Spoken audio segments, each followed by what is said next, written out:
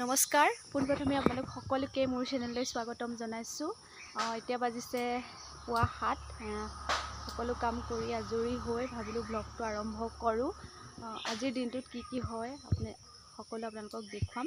ভিডিঅ'টো শেষলৈকে চাই থাকিব। যদি মোৰ ভিডিঅ'বোৰ চাই ভাল পায় তেনেহ'লে লাইক, কমেণ্ট, শ্বেয়াৰ আৰু ছাবস্ক্ৰাইব কৰিবলৈ নাপাহৰিব।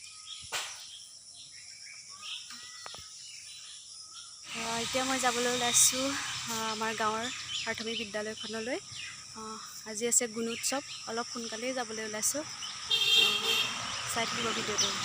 যিমান পাৰোঁ আপোনালোকক দেখুৱাবলৈ চেষ্টা কৰিম।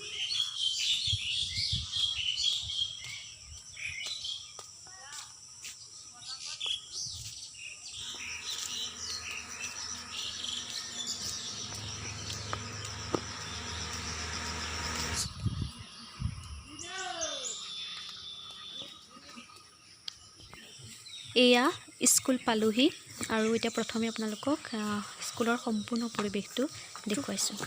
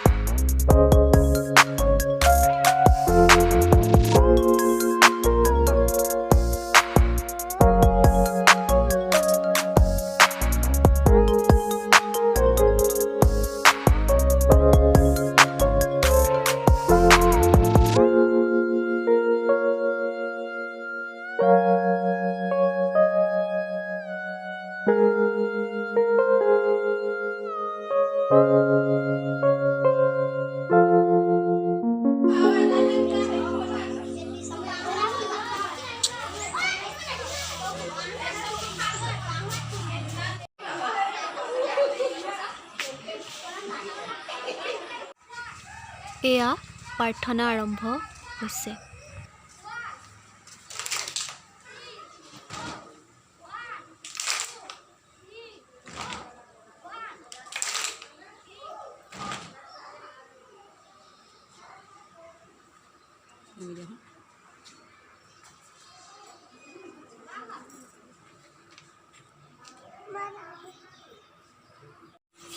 প্ৰাৰ্থনাৰ পাছতেই ছাৰক সম্বৰ্ধনা জনোৱা হয় আৰু ছাৰে ছাত্ৰ ছাত্ৰীসকলক উদ্দেশ্যি দুআষাৰ বক্তব্য ৰাখে।